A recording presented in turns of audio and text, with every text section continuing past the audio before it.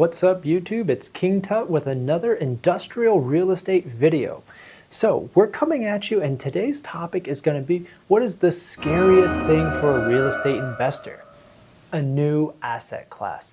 There is nothing worse than being unprepared, unknown, and unknown unknowns. So if you're a real estate investor, you're going to want to watch this video because I talk about how I go from $30 million of investing into industrial outdoor storage and transitioning over to flex industrial. And if you follow this channel, you know that I'm an industrial real estate investor. I've invested over $30 million into industrial outdoor storage.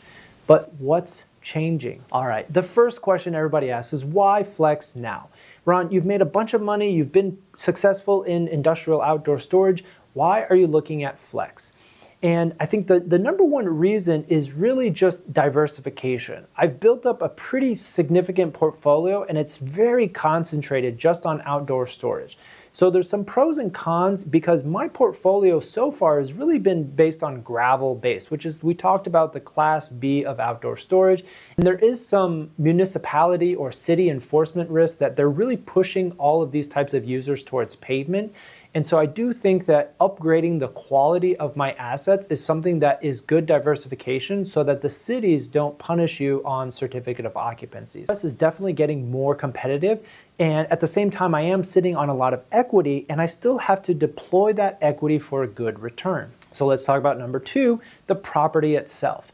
This particular property represented a good deal. And when I say a good deal, I'm just talking about a quality industrial product. The tenant is strong, the building is great, the location is great, the cap rate, the purchase price is good. All of these terms combined together to make something that's very attractive. It's still industrial, and that's really number two, is that it's just a good deal.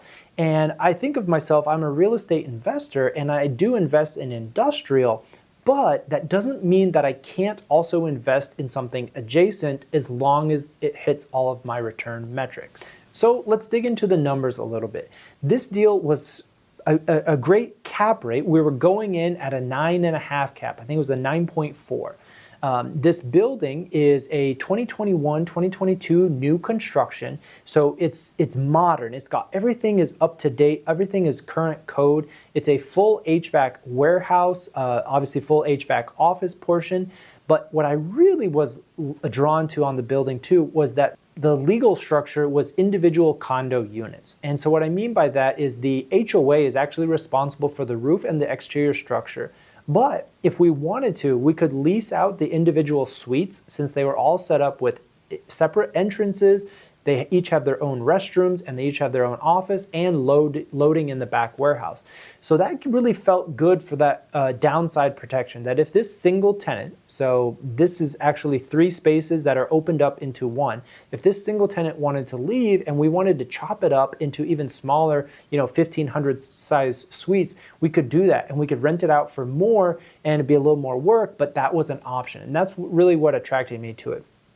Maintenance issues. This was one of the cleanest warehouses that I've ever been into. There's full drywall, there's HVAC, climate control. It is just a very nice finished product. There's some built-in shelving and some cabinets, but everything about this, I'm a car guy and this was nicer than my garage. So the quality of the product really gave me comfort. It's actually a single pitch roof as well, so it's not a flat roof, which is eventually gonna leak. Location. So it's in the kind of Arlington area, which is in the mid-cities between Dallas and Fort Worth.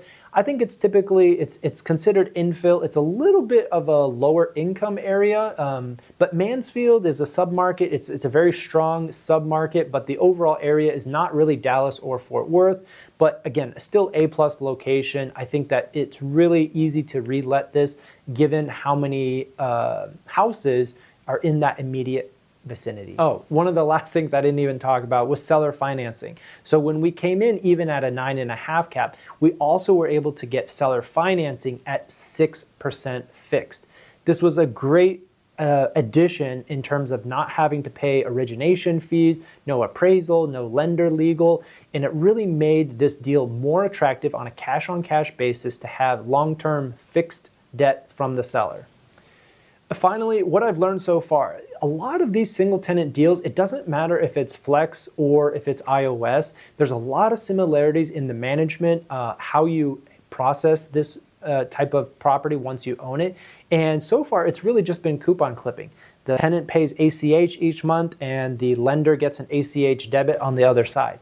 So management is not too different from iOS, but we're looking forward towards the future in terms of having the rents grow over time and perhaps selling. But for right now, we don't have any plans of selling. We'd love this tenant, love to keep them in the location. And so that is a great example of why I am looking at flex if there are good opportunities. And I do think in a tight market, you need to be open-minded, exploring new opportunities, and that can be scary. You know, there is some intimidation and there are some unknowns involved when you're doing that. So have a happy and safe Halloween from King Tut.